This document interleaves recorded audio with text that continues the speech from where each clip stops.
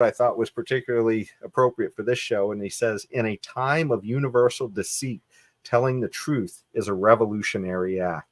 This one kind of also reminds me a little bit of the Ron Paul quote I hear often, and maybe it sort of overlays with this, but it says, truth is treason in the empire of lies. That's it.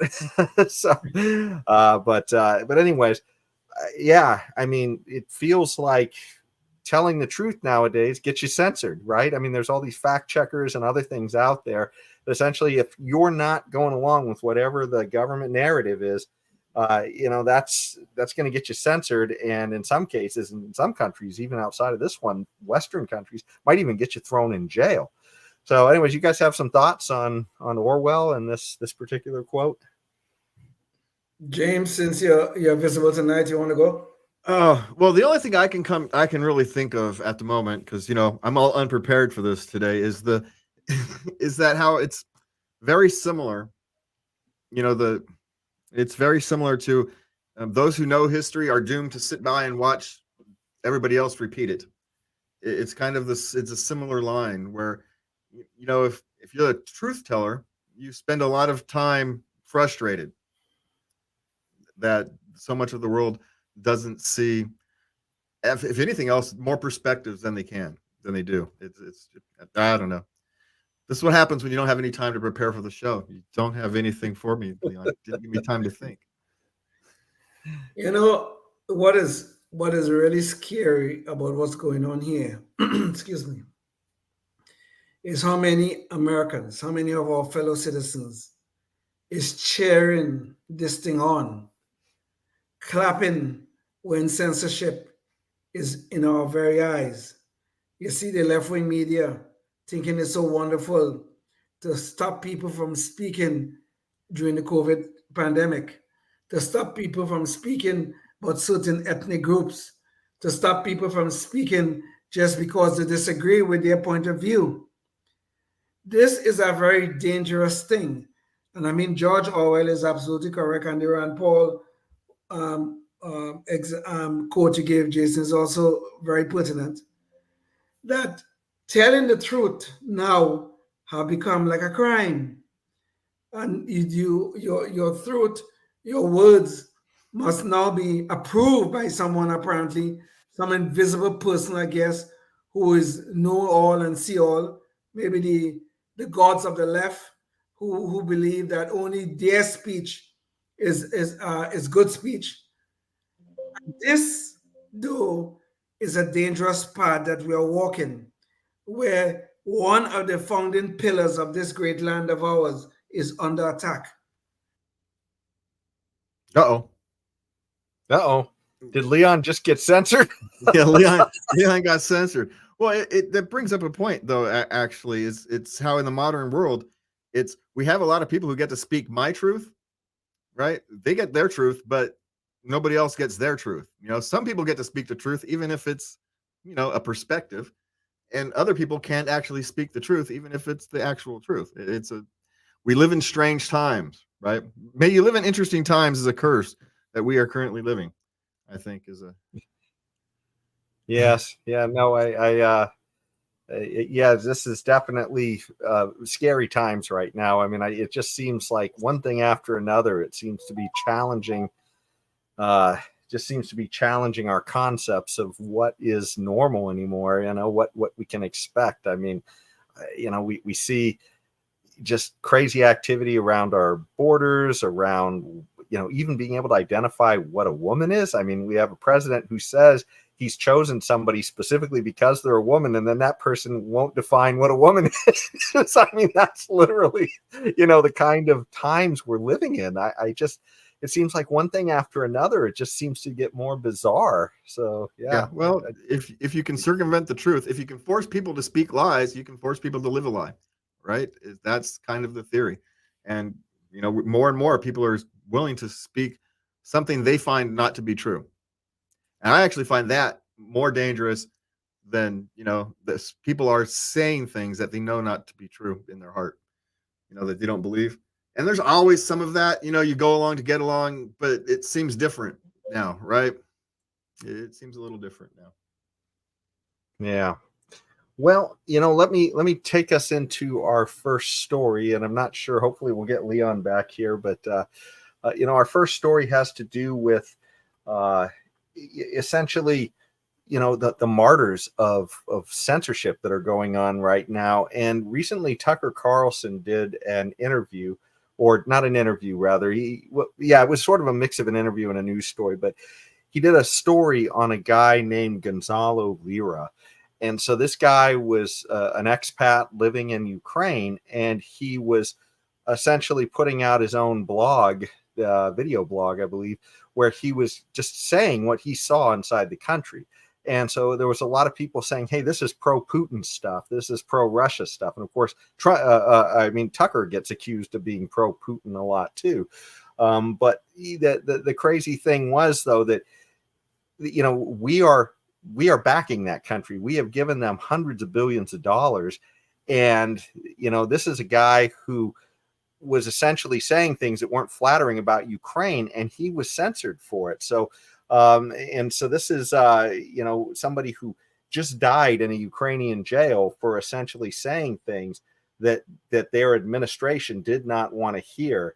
And there's a few stories about it. But before we get into the stories, maybe we can pull up the video clip. So let's hear video clip 1, just so we can kind of hear what some of the stuff was that this Gonzalo Lira was saying about Ukraine and their leaders. And by the way, this was taken on a clip from Tucker Carlson's show, just so you know where it came from. The Russian economy is sailing on, sailing on. European economy, people are starting to die of hypothermia in the UK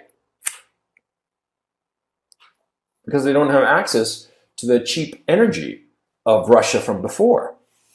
See? And so everything that the West has thrown at the Russians has boomeranged right back at them. And so now they're panicking and they're trying to figure out a way out of this situation. And they figure that if they throw more tanks, it'll help. It won't help. The Ukrainians, rather, they had something like 2,000 tanks before the start of this conflict. You think a couple of hundred now is going to help? I mean, why are they asking them? Because those 2,000 tanks are gone.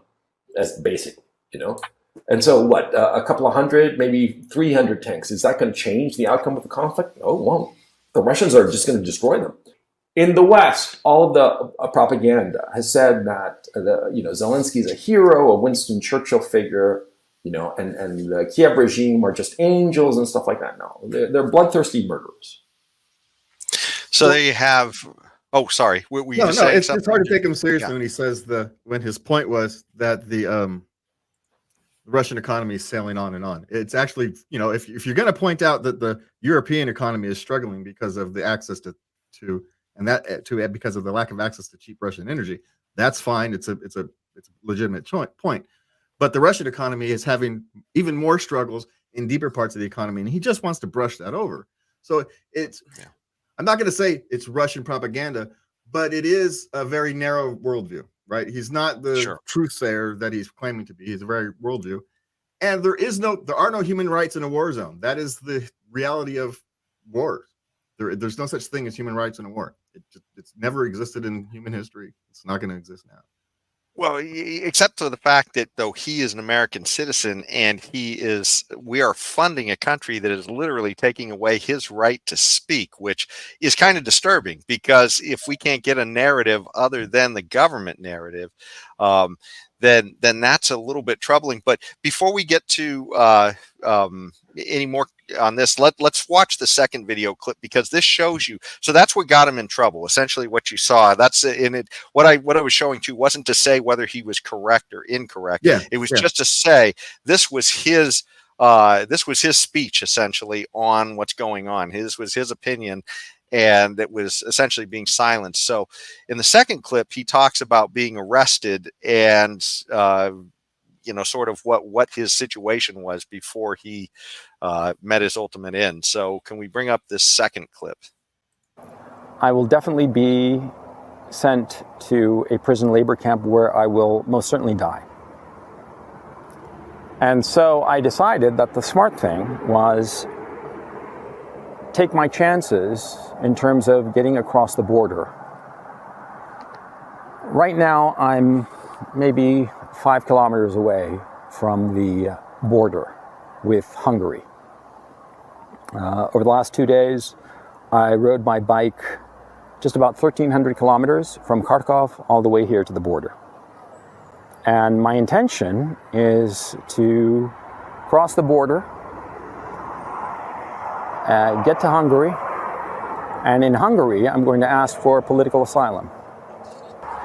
So either I will cross the border into Hungary in the next couple of hours, or I will be arrested again, and God knows what will happen to me. He never made it. So that's essentially what happened. What Tucker Carlson was saying is that I guess he tried to cross the border and he was rearrested, and then he died in one of these Ukrainian prisons, I guess. And so this is one of the things too I was trying to that James is kind of alluding to, the fact that there's a lot of media is referring to him as a Russian propagandist. Tucker was kind of, more referring to him more like maybe a truth teller.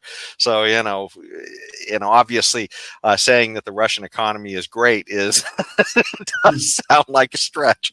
But, the bottom line is, are we free to say what our opinions are about things? Are we only free to have the government narrative? But yeah, these different articles, Jane, maybe you could bring up the visual here, but these different articles here all talk about him. Pro-Russian blogger Gonzalo Lira allegedly dies in Ukrainian detention center. Allegedly. Well, we know he's dead. It's not alleged. An American filmmaker arrested and jailed for spreading pro-Russian propaganda dies in Ukrainian prison. So even Fox is, listing him as a pro-Russian propaganda, or at least that's what he was jailed for anyways. Yeah. So, and of course, Tucker's piece, if you want to go watch the entire piece, is over there.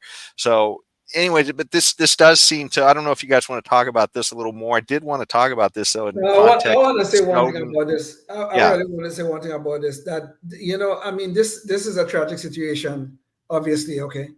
And Jason, you alluded to the point that, well, we have supported Ukraine to the tune of, I don't know, 100, maybe $120 million. Billion. Billion. Not million. Billion with a B. Yeah. To fight the Russians. And I guess, there's a lot of opposition against that. And some of the opposition obviously is right here on this show. But the thing is, though, as tragic as this situation is, I think too often we forget that American citizens do not take the U.S. Constitution with them when they go abroad. They're doing so at their own risk. And I really feel for this guy. It's very tragic. It looks like he's dead now. You say, we can't say allegedly, he's dead now. It's a very tragic situation. But we have no constitutional protection when we end up, and James is right, in a war zone, you have none. And you're overseas, you don't have the U.S. Constitution with you. You took your chance and you pay a horrible price for it. I am very sorry. Yeah, and the humane thing for Ukraine would have been to deport him the first time, right? They arrested him, they just kick him out the country, back to California, your sorry butt goes, right? That's what the solution should have been. But for whatever reason, they didn't do that. Our government didn't force them to do that, right? Despite us giving billions of dollars, they'll trade for a basketball player with the Russians, but they're not going to trade for a communist journalist to get out of Ukraine. It's silly to go into a war zone and think you have human rights. It's just silly. But at the same time, the humane thing to do would have been to deport him and send him back home. That would have been the right thing to do. It is true. The humane thing would have been to do that. But how the Ukrainian government saw this man is germane here. They were looking at him not as, he's just some guy silently promoting Russian propaganda. They probably were looking at him as some sort of spy or engaged in some sort of treasonous activity within their borders, and they acted accordingly. I'm not supporting Ukraine in this. I'm just simply saying, whether I believe it's human rights, if we believe this involves human rights, or we believe that he has rights as a U.S. citizen. Whatever you believe about this situation, you voluntarily chose to do this in a place that does not have the protections that we are supposed to have here in the United States. It's an unfortunate and tragic situation. Yeah. Well, and yeah, Leon, so you had mentioned that before, and that's one of the things I wanted to push back on just a little bit, because if you recall, that basketball player, I can't remember her name, but she went into Russia, essentially. Brittany Grimes, yes. Yeah, yeah, and she went into Russia, and she was essentially took vape material with her, which wasn't legal there. So there was somebody who went in, and look at the overwhelming extent that the Biden administration went to get her out of there. And somebody with supposedly no constitutional protections, and she was simply violating their laws for personal reasons.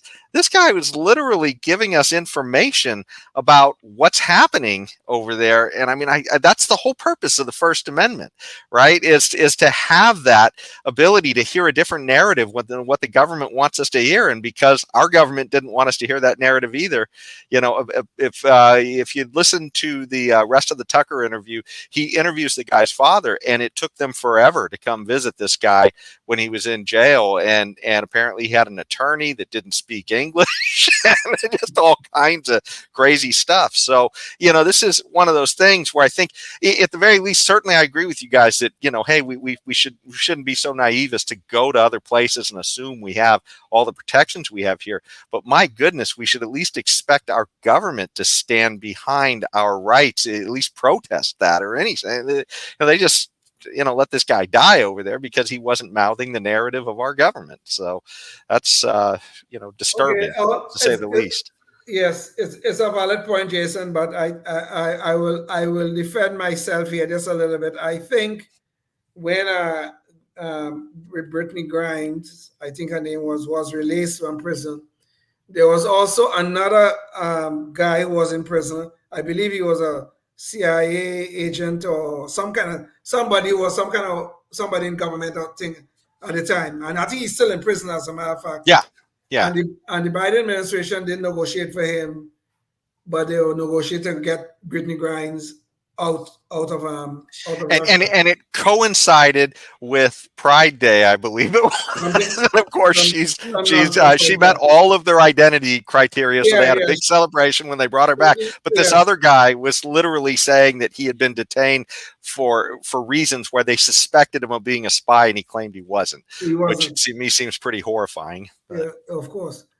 And of course, in the case of Brittany, of course, she was Black, lesbian, and whatever else, and female, obviously. So all of those things intersected to make her special. But in that, talk about again, what made this woman special compared to that guy who was in prison at the time? Okay, but we have to remember she did break the law.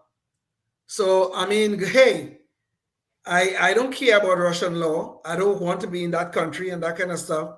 But if you voluntarily choose to go there, that's the problems you're going to face. Do you want to know the real difference that makes me sad, Leon? Is the real difference was media outrage. The media was outraged that she was in jail. The media was not outraged that this guy was in jail. Good point. Yeah, that's the difference. But which gets back to some of the things that we're talking about here, is the media and pushing the government narrative and censorship in along the way. Now, they didn't want to talk about the guy who was in prison, the white male, who of course is, the white male these days are a bunch of devils, according to the media. So they didn't want to talk about that. So that was taken off of their editorials and taken off of their news and all that kind of stuff. Essentially censored. But yet they gave us the government narrative. Oh, poor Brittany. She just did a little bit, okay, she misunderstood the law, blah, blah, blah, all this other BS. And of course, the Biden administration responded to that. Of course, let's just make sure we get Brittany home. Okay. But this, you're right. You're right. These people, the media, is one of the biggest amount of sensors we have in the United States. Now, that's a very ironic thing to be saying. They are the biggest amount of sensors in the United States. We had federal officers working at Twitter at one time, occupying office space at Twitter. They weren't there to have coffee and to shoot the breeze. Yeah. What the hell do you think they were doing there? So yeah, it's a real problem. When you have media spouting the government narrative, of course we are becoming into a fascist state. Yeah.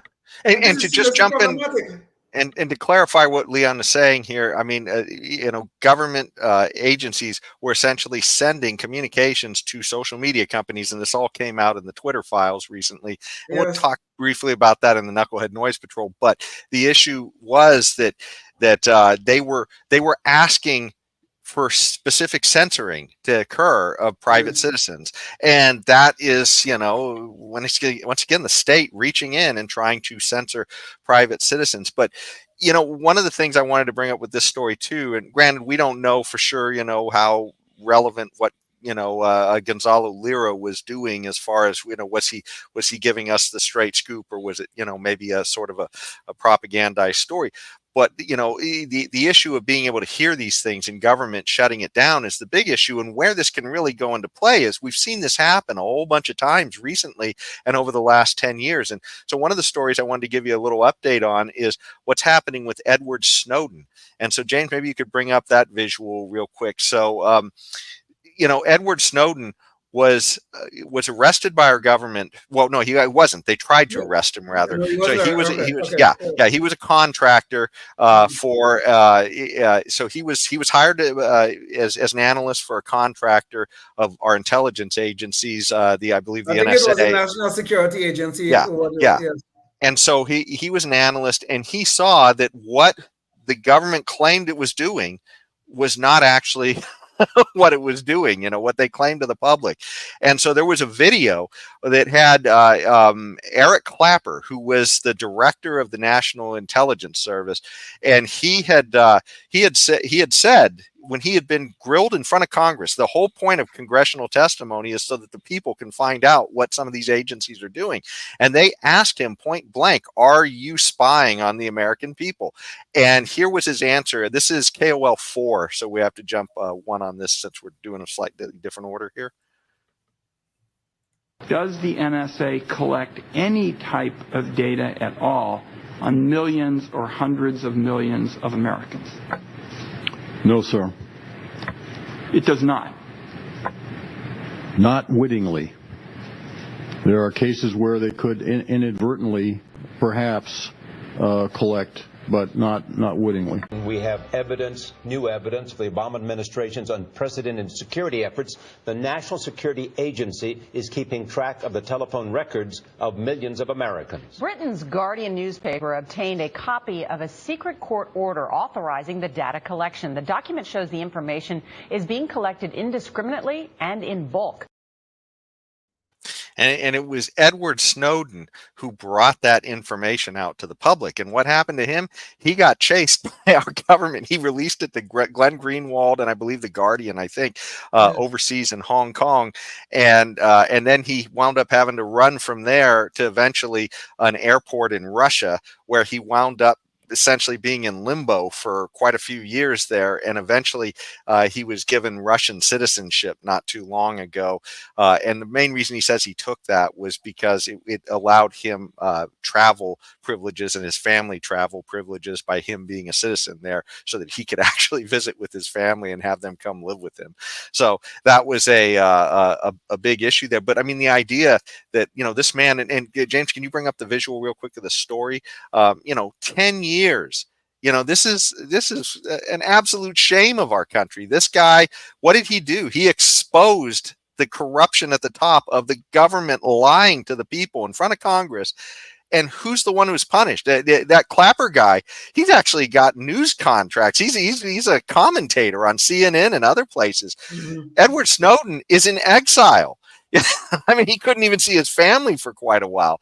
This is just insane. Anyways, what do you guys want to jump in on this story? Well, all I got to say is is that the agents of the government can violate the Constitution with no consequences, but we can't park poorly without paying a price. And I just, there's something severely wrong with that in a nation of that supposed laws.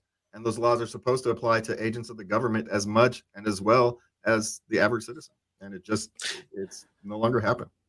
And Leon, before you jump in, let me say to our public access crowd, we got a split for now, but you can catch the rest of this show online. Check us out on Rumble, YouTube, Spotify, and Facebook, and you can come in and hear the rest of this conversation. We're going to talk a little bit about Assange and Jay Bhattacharya as well, and some of the censorship that has been done on them. And but anyways, back to the show. So Leon, do you want to jump in on this? Yeah, to me, Edward Snowden presents some dilemma, okay?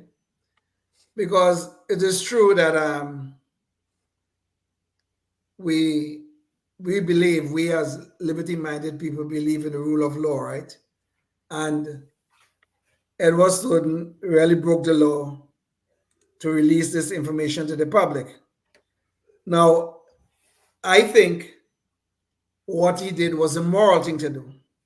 Okay, but it certainly was not a legal thing to do.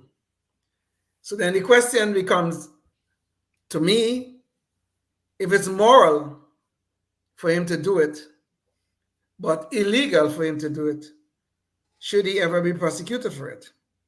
Now, there's no doubt James Carter should have been prosecuted a long time for that lie he told in front of Congress. There's no doubt about that. But when you look at Snowden, though, I don't think it's as cut and dry as to whether or not he should be prosecuted, because he did break the law. There's no doubt about that. But he did something that was the morally right thing to do. So I don't know where you draw the lines here. Where you draw the lines. Whistleblower protections. When you break a law to expose a bigger law broken, right? This happens all the time. If you're a petty criminal, you get away with your petty crime if you can get up a big time drug dealer or a murderer, right? This happens all the time. And so it's the same principle. Well, no, well, James, I'm not sure about that. I don't know if there's whistleblower protections when you're dealing with classified information. And the information was classified. It was highly sensitive. It was whatever you want to call it. But Edward Snowden, I don't know if there's whistleblower protection for somebody who releases classified information. But here's the thing, we will never, ever know if the government is breaking the law, because everything will just be classified, and anybody who ever even talks about it will now be a criminal. Well, this is where the morality of the situation comes into play, right? Because during the Nixon administration, we had what was the guy name? The psychiatrist who released the information. What was his name? The Daniel Ellsberg or something like that. Yeah. Right. Okay. So actually, he was prosecuted, but I think he got away, right? He was prosecuted, but he got away. Well, wasn't Daniel Ellsberg prosecuted for the release of? Well, I don't know, but just jump into the point. yeah. Okay. But the point is, but the point is, where do we draw this line? Okay, where do we draw this line in terms of morality and legality? So I don't know where we do that. Because, sure, I totally agree with Snowden from a moral point of view. I have to agree with him, because I don't want the government spying on us without warrants or without any purpose or anything like that. They're just spying on us just because they damn well think it's the right thing to do. I don't want a government that does that. I don't want to live in China or Russia. But if you have people breaking the law to do the morally right thing, though, where do you draw that line? I don't know.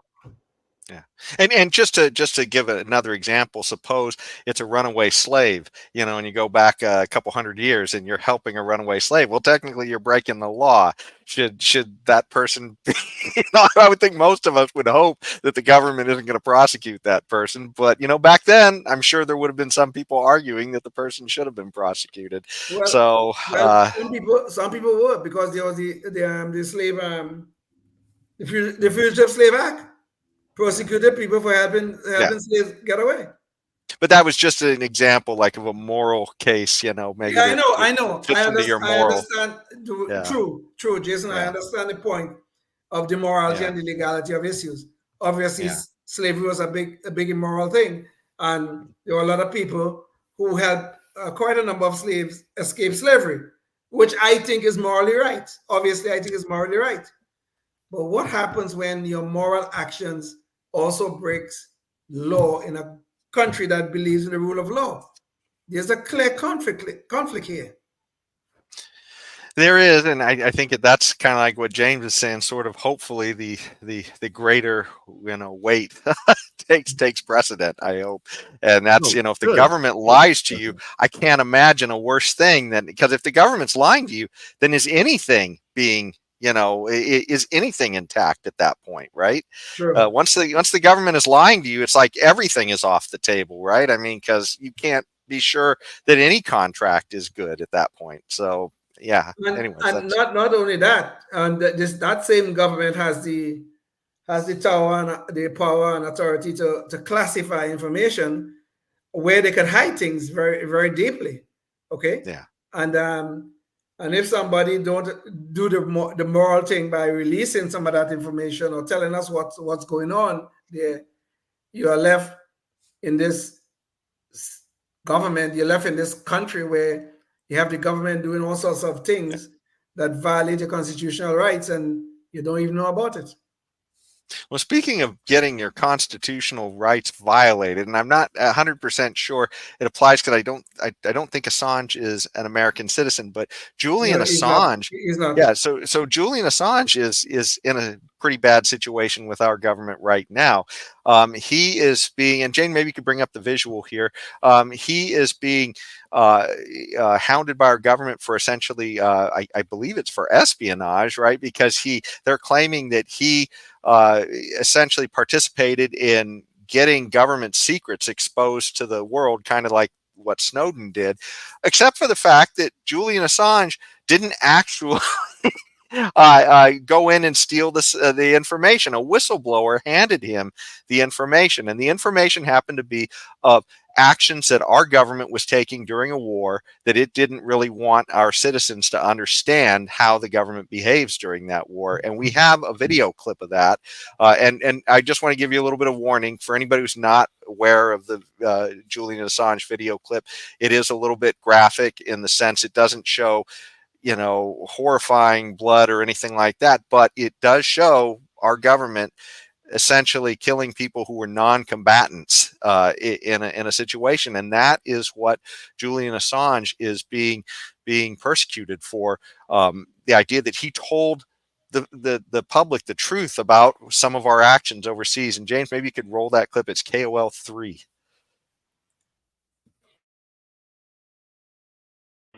For more than 2.5 years, the wire service Reuters has been trying to find out what happened to their 2 staff members on this street in the suburb of New Baghdad. WikiLeaks says this is what happened. Yep, he's got a weapon too. Hotel 26, Crazy Horse 18, have 5 to 6 individuals. This is video. We got RPG. All right, we got a guy with the voice on the tape, presumably a member of the military, says there has been shooting in the area and receives permission to open fire. When people are labeled as insurgents, are they really insurgents? It seems to be the case that from the scenes in this video, that any person that is not a man and sometimes not a woman is by default labeled as an insurgent. Light them all up. Come on, fire! Hey, Roger. Keep shooting. There you can see. God damn it, Kyle. All right. I hit him by head. Oh, yeah, look at those dead bastards. So there you can see the video. From a distance, you hear the voices on the tape watch as the wounded try to crawl to help. But when help arrives... Come on, let us shoot. You're engaged. 1-8, engaged. Clear. Come on. Clear. Oh yeah, look at that, right through the windshield. In this video, I think you see the corruption of pilots and the military by war itself, in particular by the modern nature of aerial war. So there you have Julian Assange talking about the video clip that came. This is before he had to go into hiding after this because our government chased him all over the world, and he wound up hiding in an embassy, the Ecuadorian embassy, I believe, in England. And yes. yeah. And then eventually we tried a lot of ways to get him. And finally, we did have, I can't remember which country he's currently being held in, but they're getting ready to extradite him to the United States. And, what his crime apparently was journalism, because he didn't actually go in and steal this. A whistleblower gave it to him, and he gave it to the public. And that's like what the New York Times does. That's what any newspaper does, and he is being essentially he's had the last 10 years of his life living in exile in little rooms in embassies and in jail. It's absolutely horrifying. But you guys want to jump in on this? James? No, go for it, Leon. Well, I mean, there's no way to describe this other than a horror within a horror. First, we had the horror of this massacre that occurred, and then we have the horror of the government trying to chase down Julian Assange because he released the information, as if we should not have known about this, or if there should have been some secret. This is a damn dirty secret that should never stay, that no one should keep quiet. And anybody who would want to keep this quiet is quite immoral. And that says a lot, unfortunately, about certain sectors of our government, where they try to cover up the dirty work that we do sometimes. Now, I'm not one of those anti-Americans BSs that we have all around, okay? But sometimes our government does do a lot of crap. This is one of those cases. The Julian Assange case is one of those cases where the government is clearly wrong about this, and they are persecuting a man for absolutely no reason. And I didn't say prosecute, I say persecute. Yeah, and again, it's the silence of the journalistic class that is actually most telling, right? The New York Times should be leading the charge protecting Snowden, and they're not. And I think that's very telling. Yeah. Well, this is an interesting point you're raising. What is there to gain by any media outlet to not be outraged about what they're trying to do to Snowden? What is contract with the U.S. government? That's what's to gain. Contracts of all various kinds. Media outlets looking for contracts? Yeah. Oh, you don't think the New York Times has contracts with the CIA? It may not be with the CIA directly, Leon. It may be with a shell organization, a shell company that gives them advertising dollars. But yeah, who do you think's paying for all these advertisements? Where do you think? If you want the answers to these questions, you follow the money. And when you have a newspapers and journalistic class that is starving for money and losing audience, they're going to turn to the most solid place of resources they can find, and that is the U.S. government. Wow. I never thought well, I know we have always said that the media, especially what we call the mainstream media, is clearly in bed with the government, especially with democratic governments. But I didn't know this had reached the point of money transfers, where the government is actually paying the media to do stuff for them. Well, I mean, this is beyond just left-wing ideology. This is fascism at work. Well, you know how they do it. They give money to a nonprofit for some social goal, and that money for the nonprofit buys advertising at the New York Times, and everybody knows where the money's come from. Everybody knows whose hand is in the left pocket and whose hand is in the right pocket. Everybody knows. They all knows where it comes from. This is a well-orchestrated machine for a long time. That's nothing. This is just how it's done. Which is why the act, Leon, it's why do you think they're act so much that would appear to be against their interests? Right? Our invisible hand just pulled the sheet off of the machine there. Let's see what's going on behind the scenes.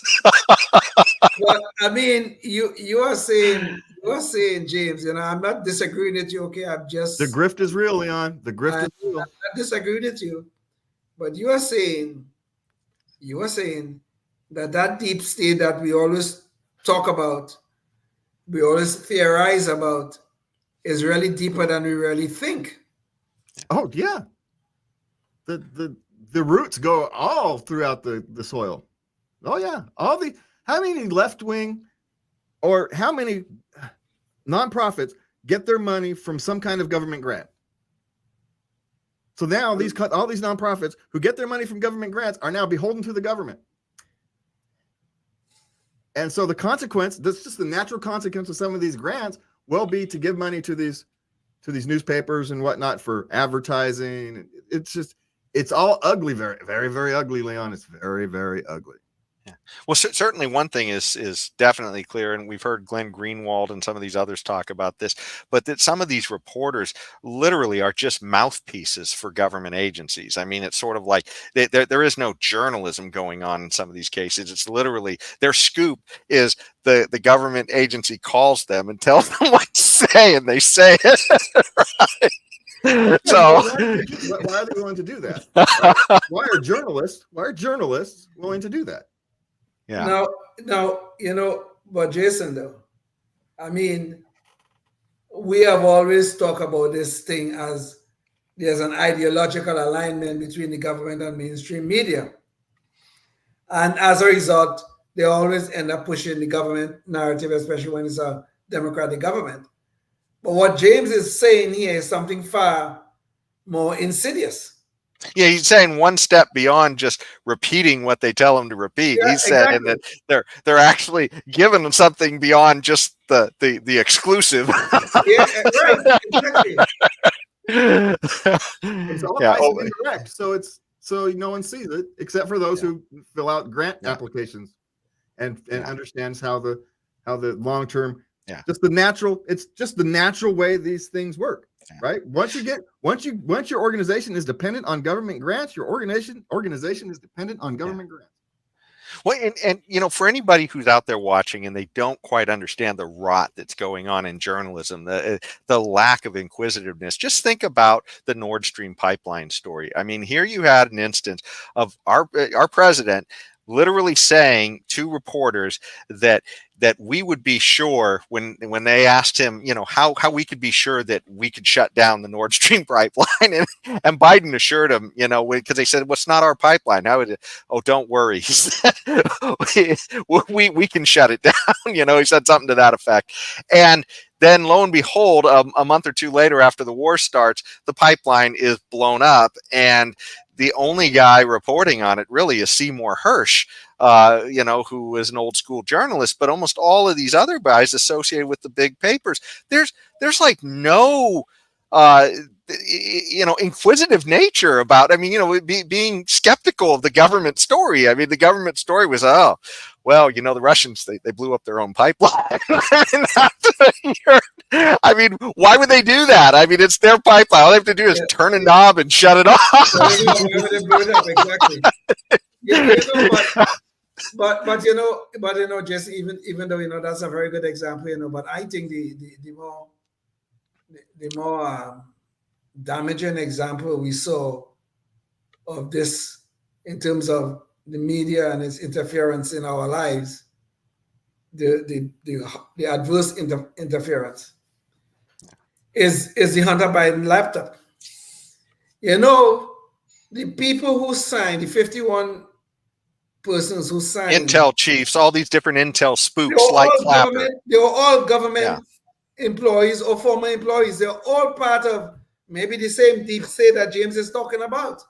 Yeah, people like that. And just in case you're not aware of what Leon's talking about, during the Trump-Biden election, there was a scandal about the Hunter Biden laptop story where it had all kinds of embarrassing information about Hunter Biden and potential deals he was involved in with foreign governments and other crimes that he was potentially engaged in. There certainly looks like a lot of it.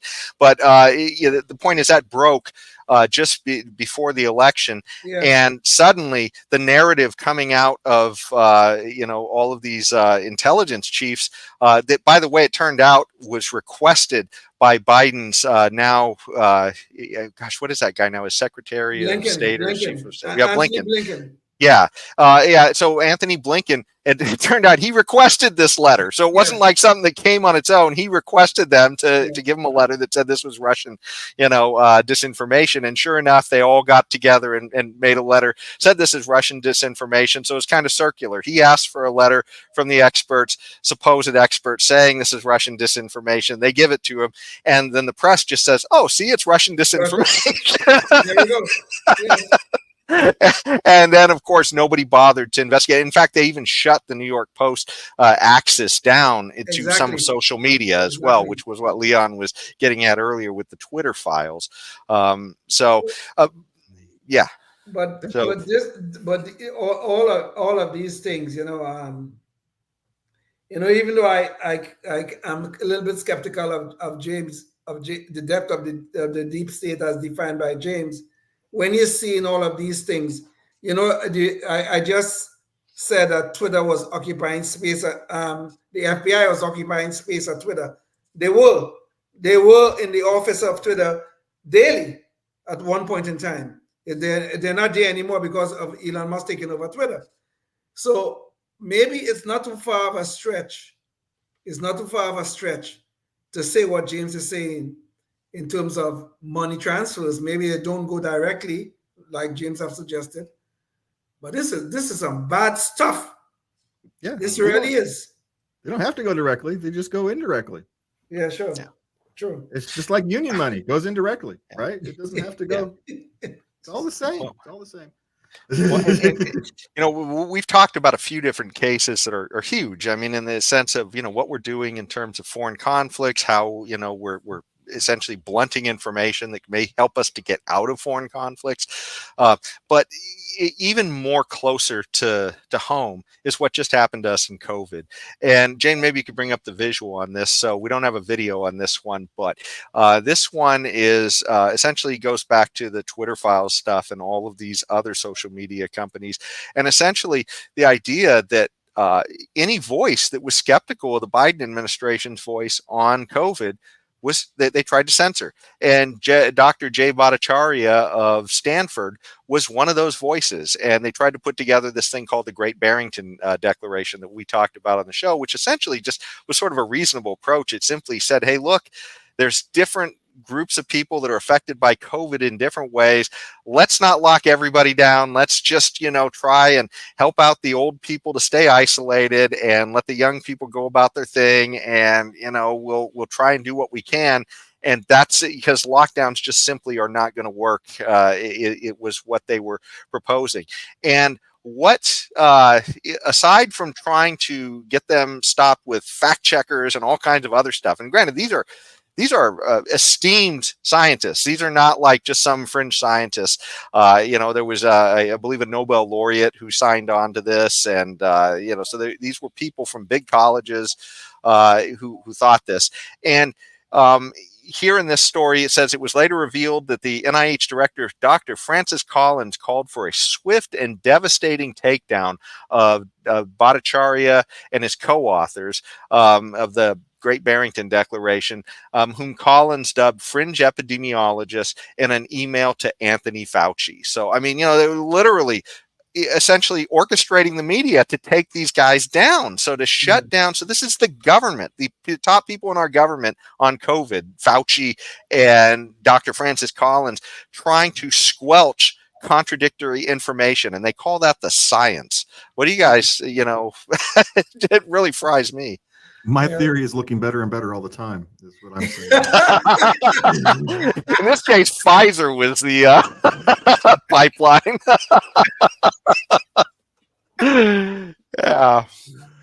That's it. That's all I got on that one. Well, James, if you're right, I am more scared tonight than I was last night about the future of our great land, because you have government officials paying in to supposedly free press, which is constitutionally protected.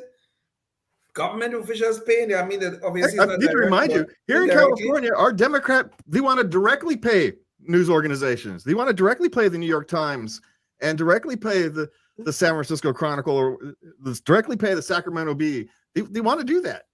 They actually want to take money from the California budget and give it to these people directly. To give the right narrative, of reality.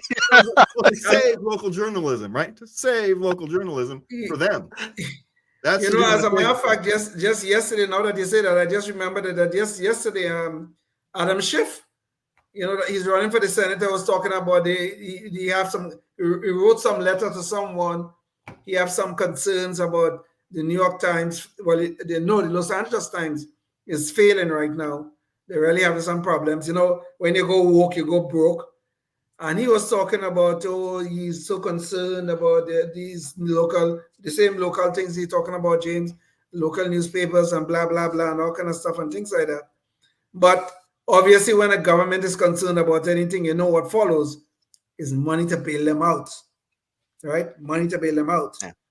So now it's not even, now they're just going to stop the indirect money, Leon. They're just going to go right straight to giving it right into their pockets. Envelopes full of cash. Why not? They're going to just say, here's my hand. The Los Angeles Times say, here's my hand. And next thing you know is an envelope full of cash appearing in it. Here's what cash. Now just make sure you say what I want you to say. Yeah.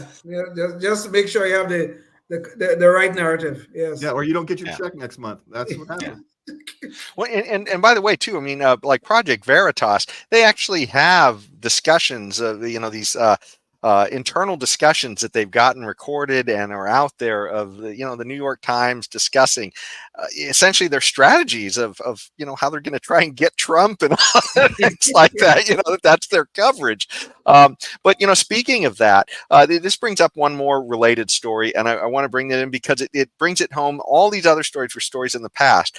But we're being, you know, it's not like it just ends and it's the manipulation is just a story in the past. It's ongoing. And, you know, who knows to what degree they're trying to bend our understanding of what's happening out there. And so this is kind of a disturbing, story in a way. You know, it's not that it's surprising because MSNBC and CNN have, you know, sort of gone off the rails on partisan politics, you know, in the last, and partisan narratives in the last, 10 years or so. But it's absolutely crazy that Trump just had a historic win on Iowa primaries and the Iowa caucuses. He won by over 50%, and they would not play his victory speech, which, you know, that's news. I mean, if somebody looks like they might be the president or might have a shot at being the president, and you're not going to tell the public what they're saying, Jane, maybe you could play visual KOL 5. At this point in the evening, the projected winner of the Iowa caucuses has just started giving his victory speech. We will keep an eye on that as it happens. We will let you know if there's any news made in that speech, if there's anything noteworthy, something substantive and important. The reason I'm saying this is, of course, there is a reason that we and other news organizations have generally stopped giving an unfiltered live platform to remarks by former President Trump. It is not out of spite. It is not a decision that we relish. It is a decision that we regularly revisit. And honestly, earnestly, it is not an easy decision, but there is a cost to us as a news organization of knowingly broadcasting untrue things. That is a fundamental truth of our business and who we are. And so his remarks tonight will not air here live. We will monitor them. Breaking news: MSNBC is against showing untrue things. Who knew? The reason they don't show these things is because their staff can't take it. Their staff would blow a gasket and they wouldn't be able to work.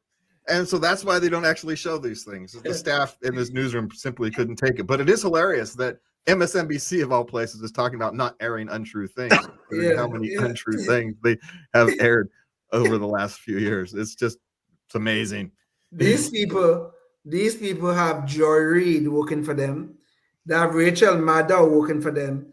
And they have Chris Hayes working for them. Between the three of them, you could not recognize the America that we supposedly living in, or the America that we supposedly going to if Donald Trump becomes president. You would not be able to recognize it. These people are totally insane. You know, they talk about this Trump derangement syndrome. I mean, MSNBC does show that this thing is real. It is real. These people, I'm not joking, Jason, I am not joking. These people need treatment. This is some sick stuff that's going on. What is there to be so afraid of Donald Trump? Or if he says something, oh, Donald Trump is a politician. Oh, so politicians don't lie. So Joe Biden is always the truth teller. He's always out there. I'm sure they never refuse to show anything about Joe Biden. So what Joe Biden is this great truth teller. The man sometimes doesn't even know what day of the week it is. So it's a lie when he says today is Monday and when it's actually Thursday. And don't you put it on you put that on your news? How does that work? No, how does it work? Or do you how can you say that about somebody who claims they marched with Mandela?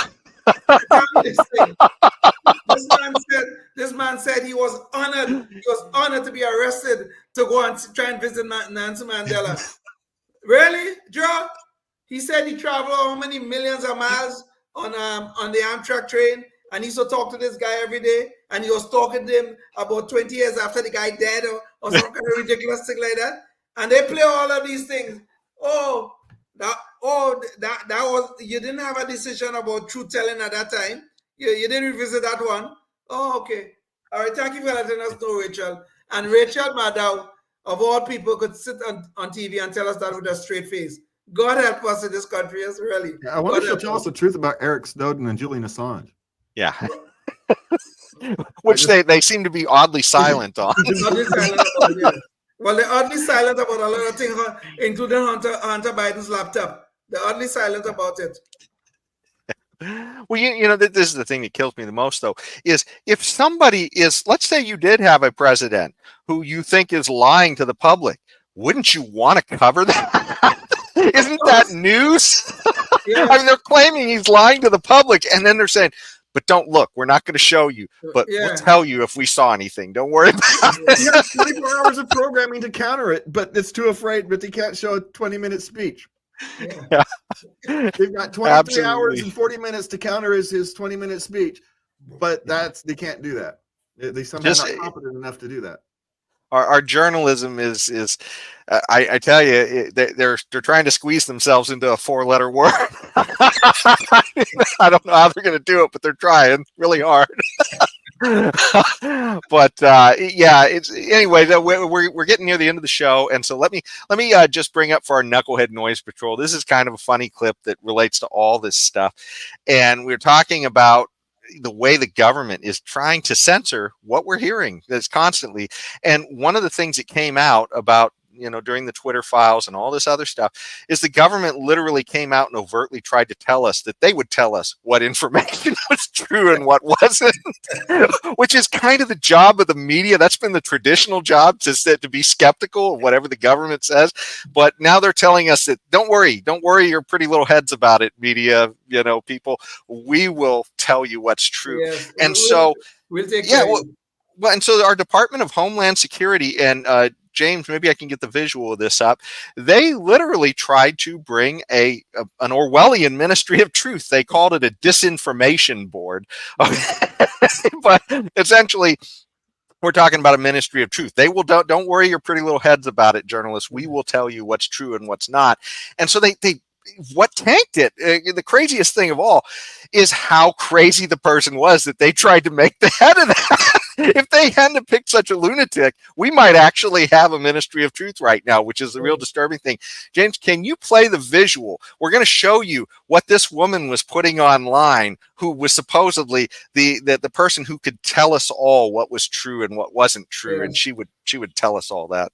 A huckster takes some lies and makes them sound precocious by saying them in Congress or a mainstream outlet. So disinformation's origins are slightly less atrocious. It's how you hide a little lie. It's how you hide a little lie. It's how you hide a little lie. When Rudy Giuliani shared bad intel from Ukraine, or when TikTok influencers say COVID can cause pain, they're laundering disinfo and we really should take note and not support their lies with our wallet, voice or vote. Oh, information laundering is really quite ferocious. It's when a huckster takes some lies and makes them sound precocious by saying them in Congress or a mainstream outlet. So disinformation's origin seems slightly less atrocious. Wow. Well, what I do have to say, Jason, is it takes one to know one. The reason they know all these things is because they're so practiced at it. I was going to say good at it, but because they're not. But they're practiced at it. They're practiced at it. Yeah. Well, she said, she's certainly practicing her messaging on it. Put it all to song. And, the thing that is so disturbing about these people. Look at the nice name they give it. It is the Disinformation Governance Board. Okay? And they're going to decide for us what is disinformation and what is not. So this organization, this Disinformation Governance Board, was supposed to be headed by this crazy woman, this insane individual, and they were going to be underneath the Department of Homeland Security, who is headed by a man known as Alejandro Mayorkas, who is the worst liar we have had in this country. Mayorkas Oh, I was just going to say, he's been telling us our borders are secure while Exactly. Mayor Adams is telling us their secure borders are destroying New York City. New York City. Exactly. You took the words out of my mouth. Okay? People are pouring across the southern border.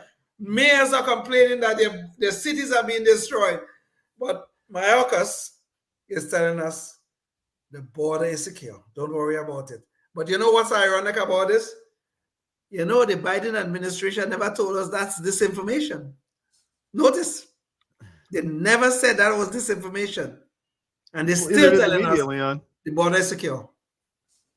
Well, they're waiting for Jankowicz to make a song up. I guess. Put it to music so it makes it easy for the propaganda mill. But the one good news thing about the story, and Jane, maybe you could bring this up. At least this is Homeland Security's webpage that after that whole debacle, that was a bridge too far, which amazes me. I didn't know there were any bridges too far at this point, but that was a bridge too far. And so they scrapped it. That was, they even had some Democrats complaining, didn't I read about this in 1984? It's like, they're just putting it on the shelf, Jason. They'll bring it back with a different name. Just like Leon says, they'll come up with a cushier sounding name, a nice, softer sounding name, and they'll bring it right back. Of course. Yes. Especially if Biden wins again. And that was the scary thing, though, about this, is that was the overt attempt to do it. The fact that what we saw in the Twitter files is that they were doing it covertly before this overt thing. But the fact that it almost happened overtly is just mind-boggling, that they would admit that that's what they're trying to do, and they saw no They're so issues. arrogant that they'll do it, that they thought they could do it in the open. Yeah. Well, I guess we're at the end of the show, and so I wanted to thank you so much for joining us. Hopefully, you've seen some of the dangers of misinformation. I mean, we've focused on that. I mean, the censorship issue and the idea that the government will tell you what the truth is and what is disinformation and what isn't disinformation. I mean, this is something that, like all things, liberty equals responsibility. And, if you give up your responsibility on trying to figure out for yourself what's true and what's not, trying to weigh your sources and everything else, if you give up too much of that, eventually you're going to wind up giving your liberty away with that responsibility. Yeah. So, definitely, this is information wars. That's the biggest probably danger that we're in right now. And it's funny too, because the WEF, the World Economic Forum, and we'll talk about them in a future talk. They just had their recent annual meeting, but they actually said that their number one concern was disinformation or misinformation. I can't remember which they're calling it today. They change the words all the time, but that was the thing. They want to be able to control the narrative, like what they were trying to do in this Homeland Security. That was their big thing, and that's the whole ball of wax, people. So keep your antennas up. But until the next time, think about what you can do in your community, because I tell you, it's going to take all of us to keep our liberty. I mean, we all have to play a role if we don't want to go down this crazy clown world path. But you can check out more of our shows on YouTube, Spotify, Rumble, and Facebook. So go check those out, and you can see more interesting conversations we've had with people fighting for liberty around the country. And until next time, stay tuned and stay free. Oh, yes, indeed. Life, liberty, and the pursuit of happiness, always and forever. Thank you for listening to the Knuckleheads of Liberty podcast. Find us on Facebook, Rumble, YouTube, your favorite podcast network, and at Knuckleheads of Liberty.